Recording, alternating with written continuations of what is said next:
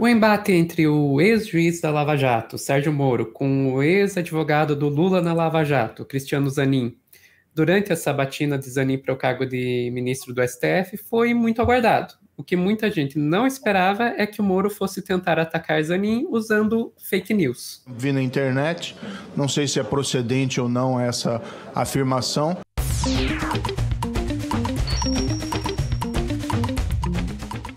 Vamos lá, né? Dia 21 de junho rolou a sabatina do Zanin no Senado, na qual ele foi aprovado, né, para ser o ministro no Supremo Tribunal Federal, assumindo o cargo do Lewandowski. E durante essa sabatina, um dos momentos mais esperados foi ver o Zanin e o Moro se confrontarem, né?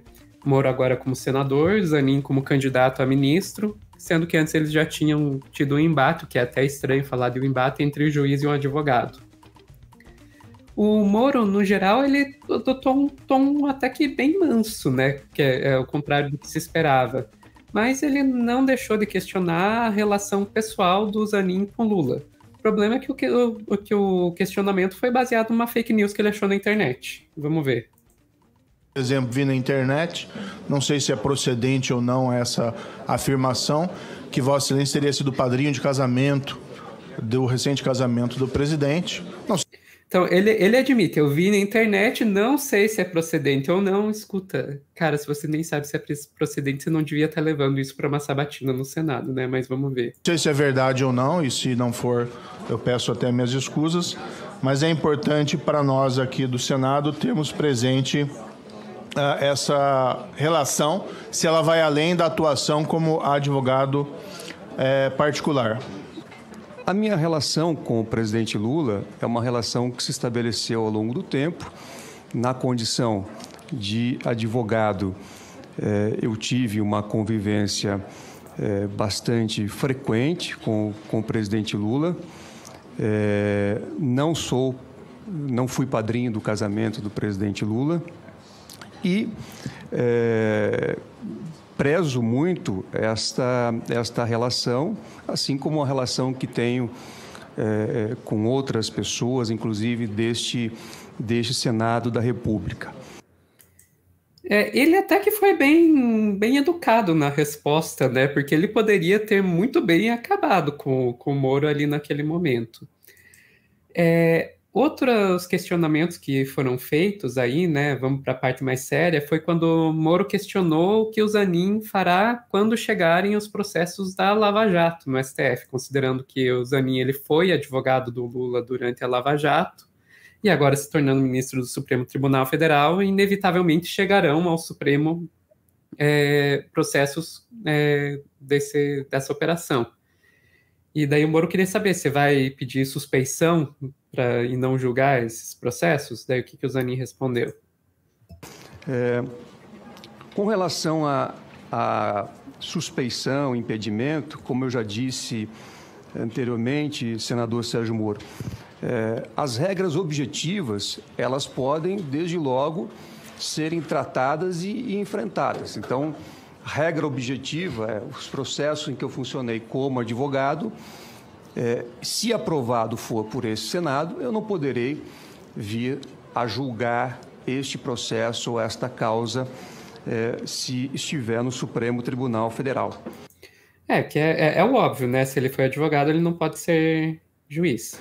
Por outro lado, questões futuras, processos futuros, evidentemente que é necessário para aquilatar ou não uma hipótese de impedimento ou suspeição, analisar os autos, analisar quem são as partes, analisar qual é o conteúdo, até porque eu não acredito que o simples fato de colocar uma etiqueta no processo, indicar um nome Lava Jato, isso possa ser um critério a ser utilizado do ponto de vista jurídico para aquilatar a suspeição e o impedimento. Sem nenhuma crítica, no mundo jurídico, todos nós sabemos que, no passado recente, quase tudo que funcionava em varas especializadas, varas criminais, muitas vezes recebia a etiqueta de Lava Jato. Então, isso não é, para mim, um critério para um controle jurídico.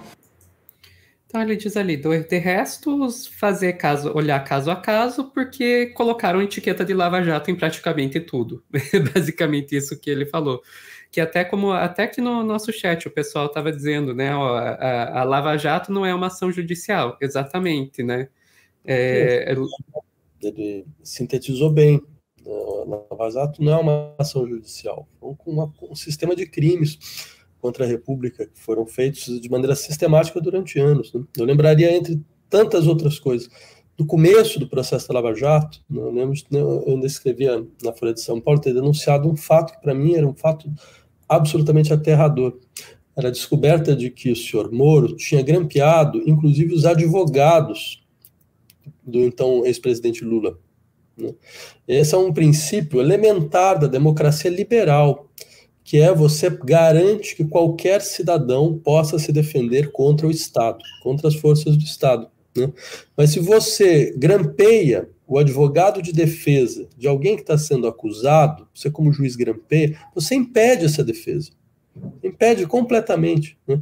Então, isso mostrava muito claramente que era uma operação completamente ilegal, pelos princípios mais elementares de qualquer tipo de liberdades garantidas dentro de uma perspectiva liberal.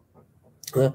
Então, ou seja, essas pessoas que participaram desse processo, elas devem ser não só afastadas do sistema jurídico, mas devem ser responsabilizadas por aquilo que elas fizeram. Inclusive, o caso do senhor Moro é um caso absolutamente inacreditável na história da República. Vamos falar claramente o que esse senhor fez? Ele conseguiu prender o então candidato a presidente da República, que era o Lula, que estava em primeiro lugar. Né? Ou seja, você tira o candidato a presidente do páreo, você prende o sujeito, aí ganha um outro candidato, esse candidato, com uma espécie de presente, te nomeia ministro, né, e você prepara a sua própria candidatura. Entendeu? Só que ele foi abatido no meio do voo, porque começou a ter conflitos no interior da sua própria base. Né? Ou seja, é shakespeariana a história. Merece, sabe? Parece Eduardo IV, sei lá, uma coisa assim. Tipo, o juiz prende o candidato a presidente para ele ser presidente. Né? Ou seja, esse é o tipo de pessoa que é o senhor Moro. O que muito me admira é que ele ainda continue como senador. Né? Espero que esse tipo de aberração se resolva rapidamente.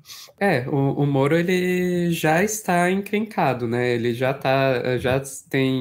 foi aqui no TRE do Paraná, ele já tem um processo, tinha 2 processos contra ele, pedindo a inelegibilidade dele, e os 2 acabaram sendo, ele pediu que fossem rejeitados os processos, a rejeição foi negada, então os processos vão continuar, inclusive fundiram os 2 processos, que levou a uma situação bastante estranha, que a gente tem um processo que está ao mesmo tempo PT, PCdoB, PV e PL pedindo a inelegibilidade do Moro, né? O Moro conseguiu fazer essa proeza de juntar PT e PL num único processo pedindo sua inelegibilidade. Então, vamos ver o que vai dar isso mais para frente.